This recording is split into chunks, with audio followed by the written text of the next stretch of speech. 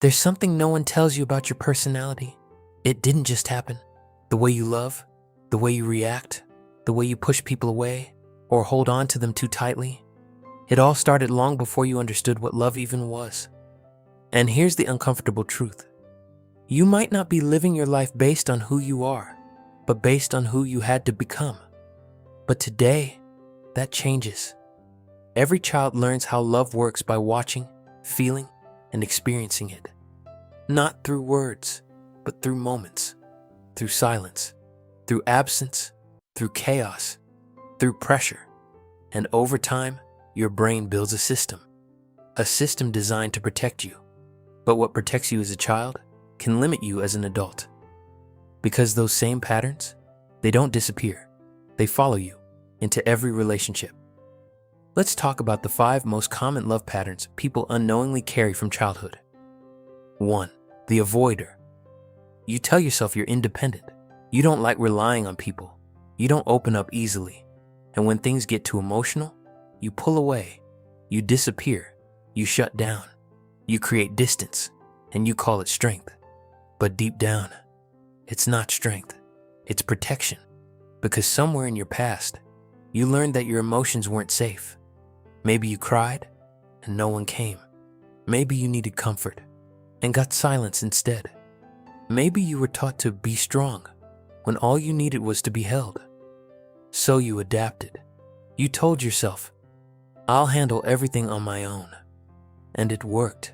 It protected you.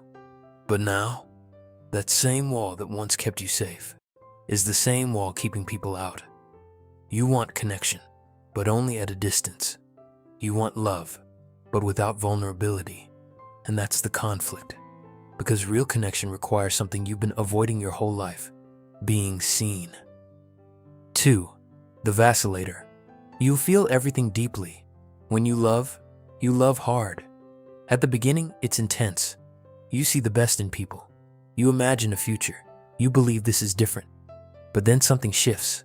A small change, a delayed reply, a different tone, and suddenly, your mind starts racing. Something's wrong. They're losing interest. This won't last. So you pull back, or panic, or sabotage something that once felt perfect.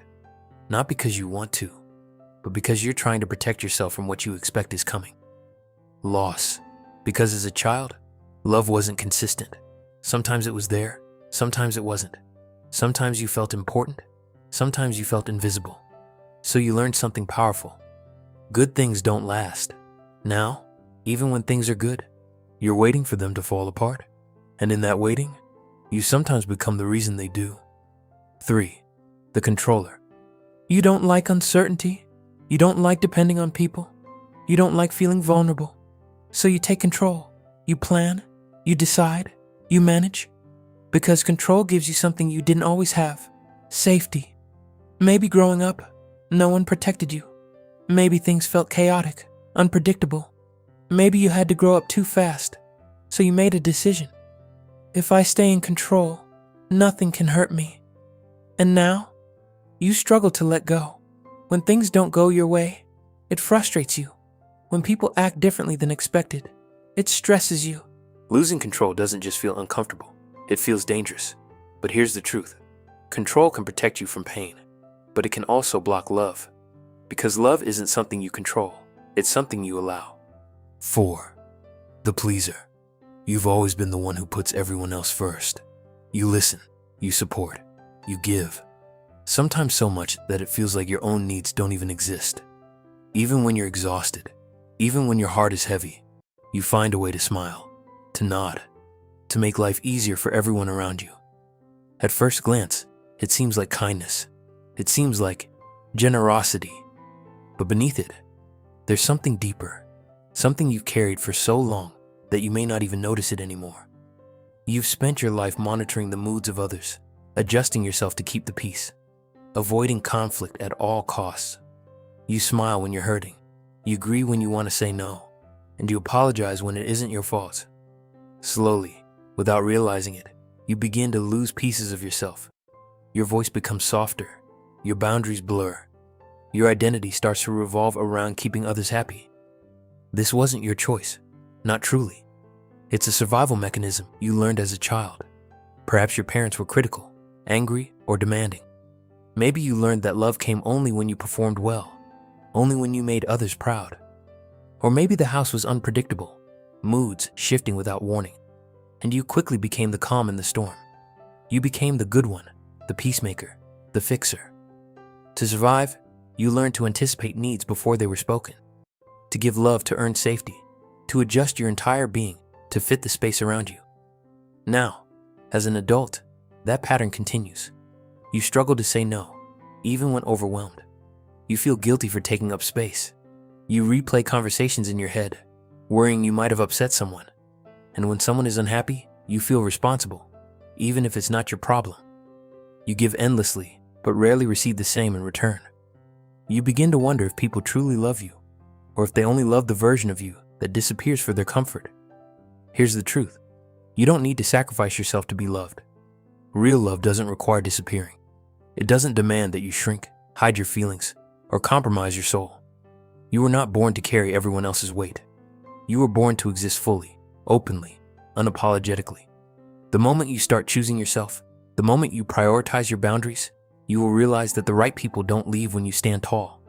They stay, they appreciate, they meet you where you are. You can give love without losing yourself, and the moment you embrace that, everything begins to change. 5.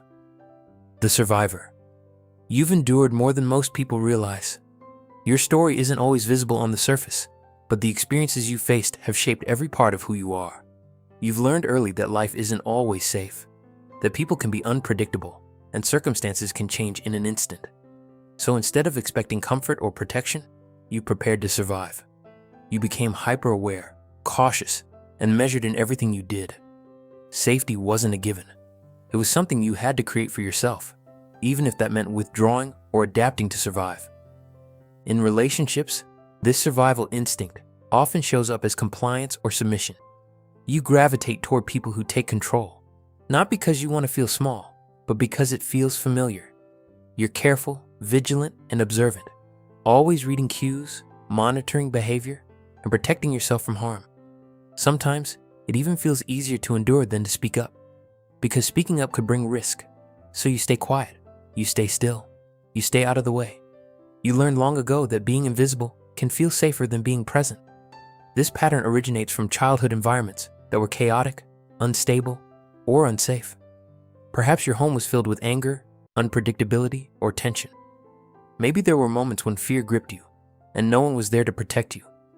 As a child, you quickly understood. Drawing attention to yourself could bring danger, so you adapted. You became the quiet observer, the one who watches, the one who endures. You learned to survive by staying small and avoiding confrontation, by numbing yourself when life felt too overwhelming. As an adult, these survival instincts continue to affect your life. You may struggle with self-worth, believing your needs aren't important. You may tolerate situations that aren't healthy, remaining in relationships or circumstances longer than you should. You may feel invisible, unheard, or unseen, wondering if anyone truly notices who you are beneath the exterior. And yet, this is not weakness. Every part of you that adapted to survive is proof of your strength. You endured what many would have crumbled under. You navigated chaos and fear and came out alive. Now, the shift begins. You're no longer that child. You don't need to stay quiet to feel safe. You don't need to accept less to avoid conflict. You have the power to speak, to stand, to demand what you deserve.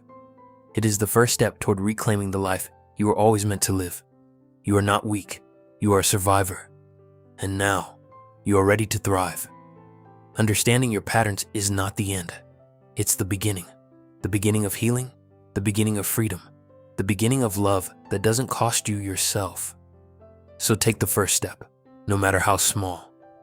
Choose yourself, protect your heart, and remember, you were made to be loved exactly as you are.